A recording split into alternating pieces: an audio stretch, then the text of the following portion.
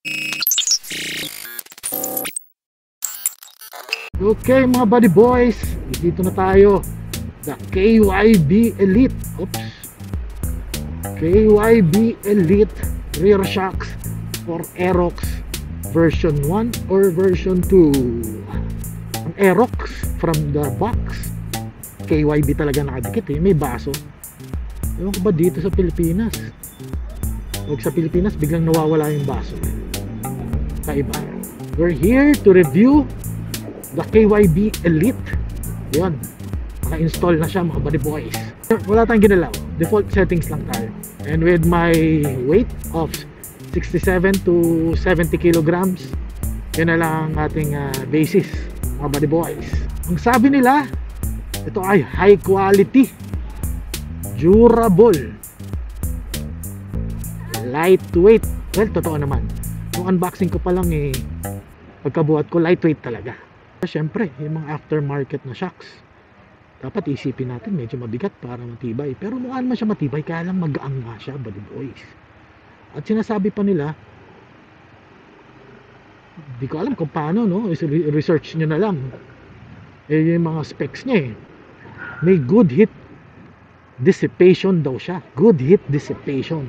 So far, buddy boys, wala pa naman ako masyadong lubak na nadadaanan, pero sobrang smooth mga buddy boys. Mamaya pag doon sa mga lubak-lubak, i-review natin siya ng todo.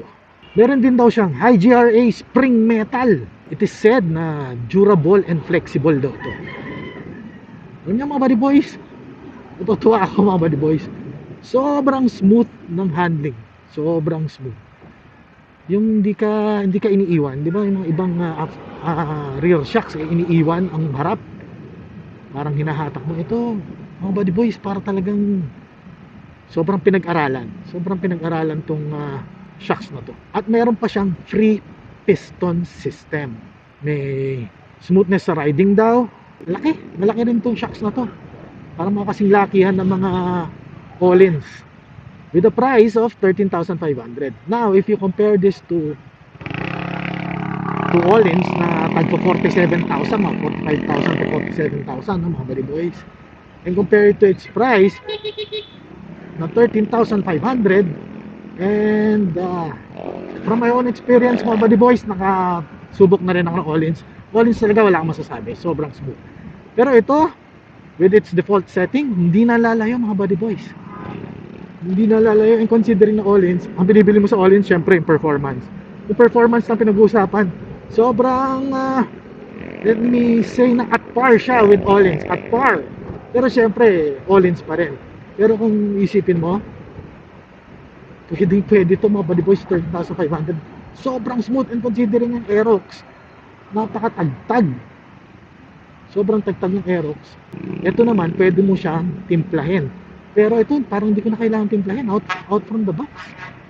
Sobrang smooth na siya mga buddy boys, wala akong masabi. Ito, daan tayo sa lubak. Oh mga buddy boys, parang walang lubak, parang malapit-lapit din siya sa performance ng Collins. Hindi ako nagbibiro mga buddy boys, para talagang pinag-aralan na mabuti ng KYB. And I know mga buddy boys, ang KYB Japan talaga yan, Japan. So nagkaroon lang ng Thailand KYB, pero still starting from Japan, diba? Equipped with Japan oil technology. So mga buddy boys, ang smooth buddy boys, wala akong masabi. Sobrang ganda. Isa pa, ang forma, ibang klase. Diba? Unang kita ko pa lang dito. And considering na KYB siya, alam kong maganda pagkaagawa. Yan mga buddy boys, wala akong maramdaman sa lubak. Nandito ako dito na ako papuntang Pier from Manila. Sobra. Pero syempre may mga lubak, pero compared sa stock, gusto ko, ang layo mga buddy boys. Ganda ng feel.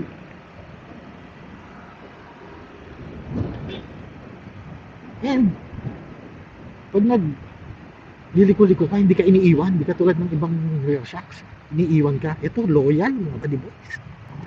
Ito na mga buddy boys, subukan natin dito sa mahabang stretch na to. Dito yung maraming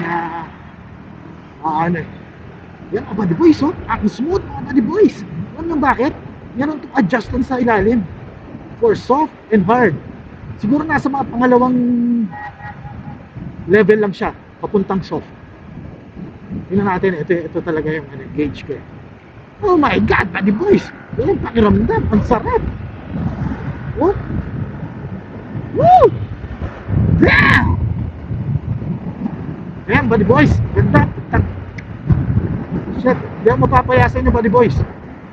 Isa pa, di ako binabayaran ng KYB dito. Masyado na mayaman ng KYB para kumuha ng endorser. Pero ito, buddy boys, sobrang sarap ng ride, sobrang sarap sa mga bumps, sa mga potholes or luba. Sobra, buddy boys. Wala nang hindi na wala maramdaman. I mean, compare mo sa stock, compare mo sa all-ins, mga buddy boys, sobrang lalaban to. Hindi ako nagbibiro.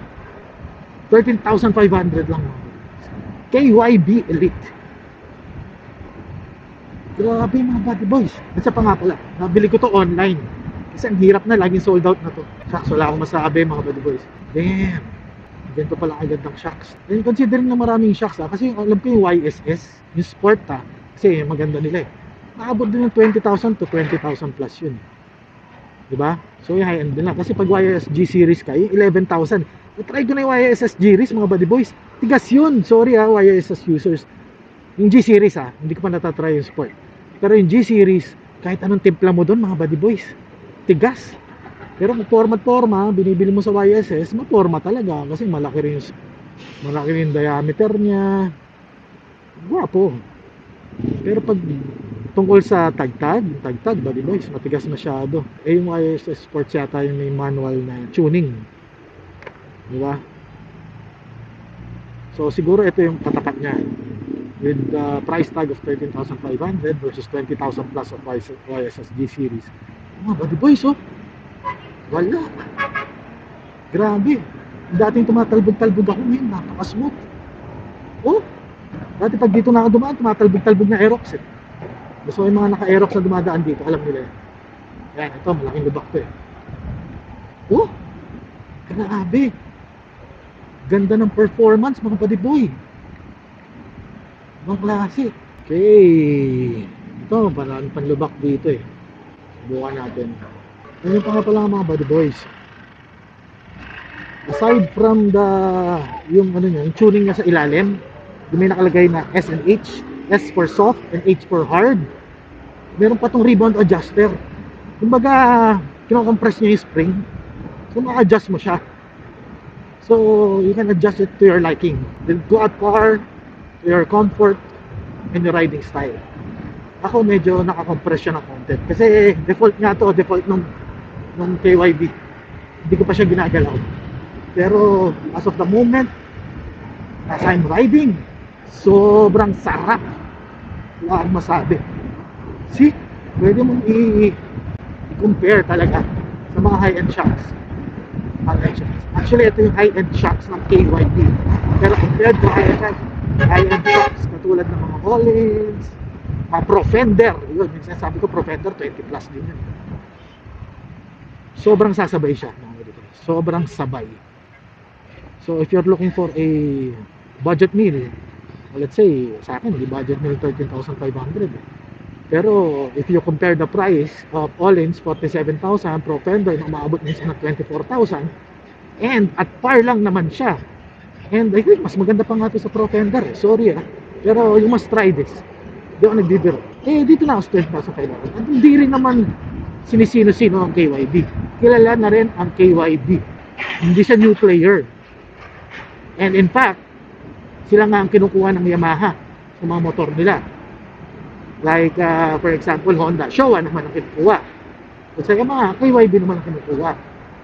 Ang problema, dito sa Pilipinas, supposedly na KYB na debaso ang nakalagay sa mga NMAX and Aerox and to other scooters alike, pagdating sa Pilipinas nawawala yung baso, hindi ko alam yung baso. Pero pag sa Thailand binenta kami ko kasa, KYB na may baso ay entry level nila 2,500 to 3,500 yung mga KYB na nakalagay sa mga Aerox yung mga gano'n. So mga buddy boys, Ako na humusga. Sobrang kayang-kaya lumaban nito sa mga competitors niya. At kung sa feel at feel lang, sobrang smooth. Wala pa ako inaayos. Paano pa pag chinun ko talaga sa liking ko? Ito sobrang smooth na. So yun na mga bad boys. Kita-kita tayo ulit. Better feel it to believe it. Pero ako, in my case, I felt it. It's one elite rare shocks for our beloved Aerox version 1 or version 2. Sobra. Hindi to hype. Sobrang ganda ng performance. Yung mga body boys, tandaan mga body boys, wag na wag malalait, maging mabait lagi. Kahit sa kalsada, wag mainitin ang ulo. Okay? Kasi isa lang ang buhay natin. And ingat din sa pagmamaneho, wag masyadong mabagal. Kasi minsan, hahagipin ka ng mga malalaking sasakyan. Wag din masyadong mabilis kasi nawawala ang focus mo sa kalsada. Dapat smooth lang, buddy boys. So that's it, buddy boys. Buddy boys, kung gusto niyo pa ng maraming videos, please like, share, comment, and subscribe kasi daig ng matatalino magmaneho ang nagmamagaling na. Okay? That's it, mga buddy boys. Ciao!